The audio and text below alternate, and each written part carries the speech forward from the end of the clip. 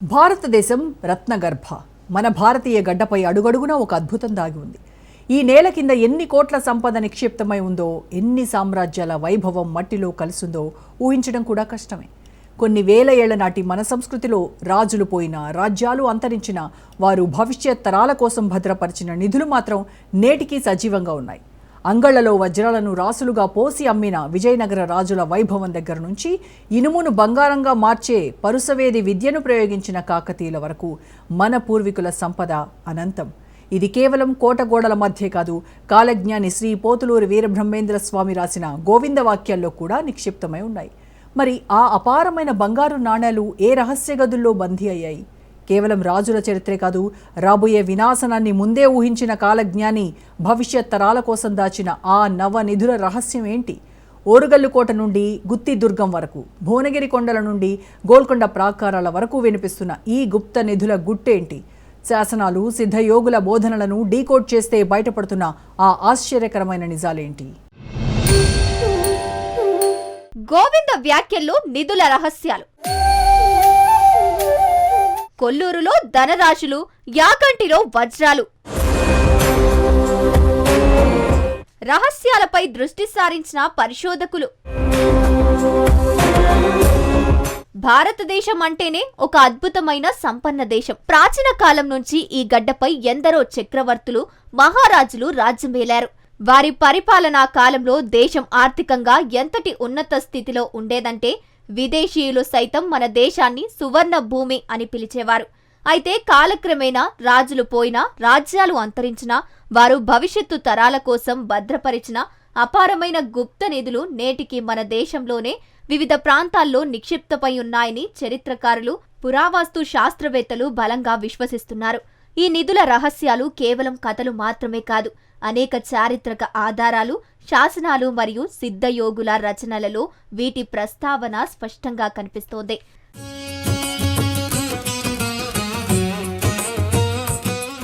భారతదేశ చరిత్రను పరిశీలిస్తే ఇక్కడి రాజవంశులు ఎంతటి వైభోగంతో విరజిల్లాయో అర్థమవుతోంది.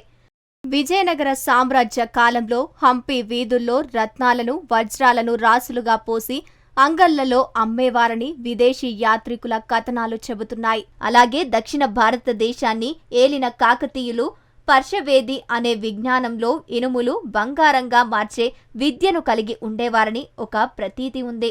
మౌర్యులు, గుప్తులు, కుతుబ్ షాహీలు, నిజాం నవాబులు అందరూ కూడా అపారమైన ధనరాశులను సంపాదించి వాటిని శత్రువుల బారిన పడకుండా అత్యంత పటిష్టమైన జల, వన, గిరి దుర్గాలలో దాచి ఉంచారు.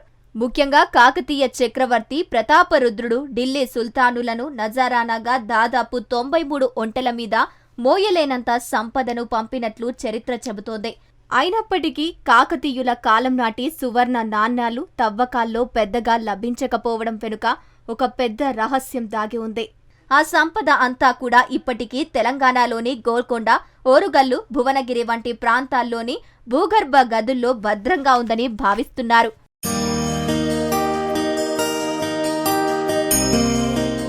ఈ నిధుల రహస్యాలను డీకోడ్ చేయడంలో ప్రముఖ ఆధ్యాత్మికవేత్త, భవిష్యత్తు వాణిని వినిపించిన శ్రీ పోతులూరు వీరబ్రహ్మేంద్ర స్వామి వారి గోవింద వ్యాఖ్యలు కీలక పాత్ర పోషిస్తున్నాయి. వీరబ్రహ్మేంద్ర స్వామి తన కాలజ్ఞానంలో కేవలం భవిష్యత్తు గురించి మాత్రమే కాకుండా భూమిలో ఎక్కడెక్కడ నిధులు ఉన్నాయో కూడా పద్యాల రూపంలో వివరించారు. ఆయన రాసిన గోవింద వ్యాఖ్యల్లో 39వ పేజీలో 190వ పద్యం ప్రకారం కొల్లాపురం ప్రాంతంలో సుమారు 72 కోట్ల విలువైన ధనం దాగి ఉందని తెలిపారు. నాగర్ కర్నూల్ జిల్లాలోని ఈ కొల్లాపురం చారిత్రకంగా ఎంతో ప్రాముఖ్యత కలిగినది. ప్రపంచ ప్రసిద్ధిగాంచిన కోహినూరు వజ్రం కూడా ఈ కృష్ణా నది పరివాహక ప్రాంతంలోనే దొరికిందని స్థానికులు చెప్పుకుంటారు. ఇక్కడ కొండల మధ్య రహస్య ప్రదేశాల్లో రాజులు తమ సంపదను నిక్షిప్తం చేసినట్లు బ్రహ్మం గారి వ్యాఖ్యలు స్పష్టం చేస్తున్నాయి.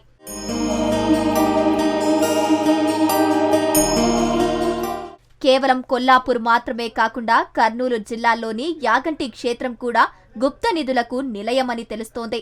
యాగంటి కొండల్లో ఉండే రహస్య మాలిగల్లో ఘనమైన వజ్రాలు ఉన్నాయని, గురువుల పూజల సమయంలో ఈ నిధులు వెలుగు చూస్తాయని బ్రహ్మం గారు తన 265వ పద్యంలో వివరించారు. కలియుగ అంతం సమయంలో లోకానికి సంభవించే కరువు కాటకాలు మరియు అల్లకల్లోల పరిస్థితులను ఎదుర్కోవడానికి ప్రజలను రక్షించడానికి అవసరమైన సంపదను యోగులు ఈ విధంగా భద్రపరిచారని భక్తుల నమ్మకం.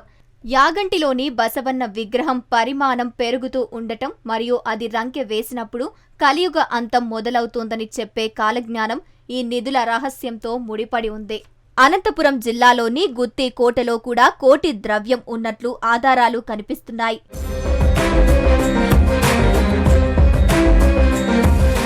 ప్రాచీన యోగులైన వేమన వంటి వారు కూడా స్వర్ణ యోగులుగా పేరుగాంచారు. వారు తమ తపశక్తితో రసవాద విద్యతో సంపదను సృష్టించుకోగలిగేవారు. వీరు రాసిన సాహిత్యం కేవలం ఆధ్యాత్మిక బోధనలు మాత్రమే కాకుండా రాబోయే తరాలకు దిశానిర్దేశం చేసే జ్ఞాన బండగారాలు. దేశంలోని రాజవంశులు తమ నిధులను ప్రధానంగా 9 రకాలుగా విభజించారు. వాటిని నవనిధులు అని పిలుస్తారు. అవి పద్మనిధి, మహాపద్మనిధి, నీలనిధి, ముకుందనిధి, మకరనిధి, శంఖనిధి మరియు కర్వనిధి వంటివి. కేరళలోని అనంత పద్మనాభస్వామి దేవాలయంలోని నేల మలిగలు తెరిచినప్పుడు బయటపడిన అపారమైన సంపద ప్రపంచాన్నే ఆశ్చర్యపరిచింది. అది కేవలం ఒక ఉదాహరణ మాత్రమే. మన దేశంలోని వివిధ కోటలు, పురాతన ఆలయాలు మరియు అడవులలోని గుహల్లో ఇలాంటి ఎన్నో నిధులు దాగి ఉన్నాయని పరిశోధకులు నమ్ముతున్నారు.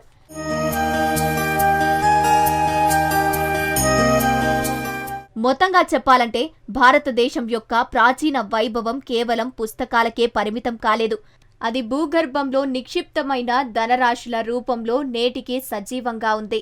పురావస్తు శాఖ వారు, చరిత్రకారులు శాస్త్రీయ పద్ధతులలో ఈ రహస్యాలను ఛేదిస్తే మన దేశ ఆర్థిక స్థితిగతులే మారిపోయే అవకాశముంది.